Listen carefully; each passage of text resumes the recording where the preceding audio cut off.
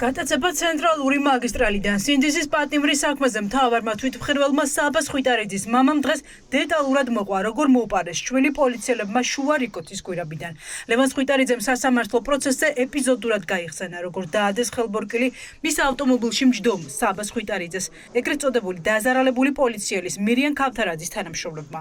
ისე რომ არაფერი განუმარტავთ გასვენებაში მიმავალი აქტივისტი მაგისტრალზე ჩამოსვეს და გაურკვეველი მიმართულებით წაიყვანეს. რატონოში გავჩერდით და გადმოვიდა მძღოლი. საბუთები მომთხოვა, მივაწოდე ჩემი მართვის. შუა თუნელში. რა ხდება მე? გადმოვიდი მანქანიდან მივედი და ვცდილობ რომ შვილია ჩემი და მეკითხება და თან პოლიციელს ეუბნება რომ რა ხდებაო და ვეკითხები, მითხარი რა ხდება, რატო აკავებ და ვის აკავებ და ხმას არიგებს საერთოდ. ლევან ხვიტარიძის ჩვენებამ დღეს მირიან ქავთარაძის კოლეგების ის ოქმი გააბათილა, სადაც მთავარი სამმართველოს გამომძიებლები წერენ, რომ ხვიტარიძე დიღმის განყოფილებაში დააკავეს. ლევან ხვიტარიძის ჩვენებით კიდევ ერთხელ დადასტურდა, რომ სინდისის პატიმარი პოლიციამ უკანონოდ დააკავა. ხელბორკილები მაშინ დაადო, როდესაც ჯერ კიდევ მოწმის სტატუსი ჰქონდა, შემდეგ პოლიციის განყოფილებაში მიიყვანეს და აწამეს. ეს ტელეფონი და სადღაც რეკავს.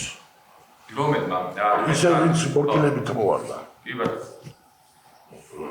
ვეკითხები რატო დააკავეთ, ხო ხაი და ბორკილი დააძე, რატო დააკავეთ ხიდა. აცალეო გეტყვიო, სამი ეკიპაჟი იყო ამათ ჩათვლით და ერთი შკოდა. კარგი, დანარჩენი ორი მანქანის აღწერილობა როგორ გითხრათ და შკოდას. ესენი რენაუტები იყო, სულ ჯიპები, ერთნაირად. და შკოდა იყო ოპერატიული მანქანები რო არის. როგორ აიცვათ? ფორმები. ვიდეო კამერებით. ყველას ხომ ვიდეო კამერა, მაგრამ არც ერთი არ იყო ჩართული. სასამართლოში დღეს ადვოკატოს დაბარებული ჰყავდათ ის პოლიციელიც, რომელიც უკანონოდ დაკავებული ხვიტარიძის გატაცების ოპერაციაში მონაწილეობდა, მაგრამ თორნიკე ჯაფარიძე დაიმალა და პროცესზე არ გამოცხადდა. ხვიტარიძე გამოიკითხა მამამისს, რომელმაც დეტალურად აღწერა საპატრულო პოლიციის მიერ ჩადენილი დანაშაული, კერძოდ საბას ხვიტარიძის უკანონო დაკავება ზესტაფონის ტერიტორიაზე. ჩვენ იმედი გვაქვს, რომ ამას მიეცემა მსვლელობა, სპეციალური საგამოძიებო სამსახური ძალიან მალე გამოამჟღავნებს და დააკავებს დანაშაულის ჩამდე პირებს.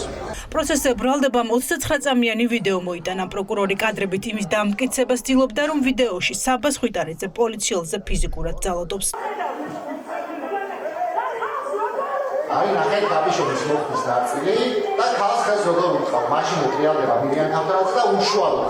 საბას ხვიტარიძის ადვოკატები მოსამართლეს ჯერ სიტყვიერად უმტკიცებდნენ, რომ ეს ვიდეო მასალა მირიან ქავთარაძის მხრიდან ძალადობას ადასტურებდა. შემდეგ კი იმ მოწმის ჩვენება მოიშველიეს, რომელიც ეგრეთ წოდებულ დაზარალებულ პოლიციელს ხელის დარტყმაში ამხელდა. ძალიან მოულოდნელად ეს ადამიანი შემოbrunდა და მთელი ძალით დამარტყა სახეში. ეს სახეში დარტყმა იყო ძალიან ძლიერი და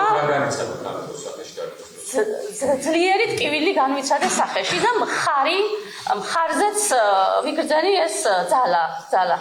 იმდენად ძლიერი იყო და თან იმდენად მოულოდნელი, რომ მე თავი ვერ შევიმაგრე და წავბარბაცდი. მე არც ვიცოდი ის რომ მირიან ქავთარაძე იყო. სპეციალურ საგამოძიებო სამსახურს მივმართე.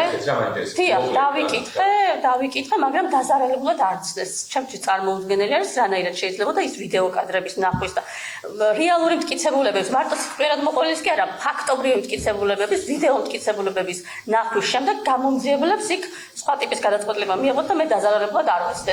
სასამართლო პროცესის ბოლოს მოსამართლეს საბას ხვიტარიძემაც მიმართა.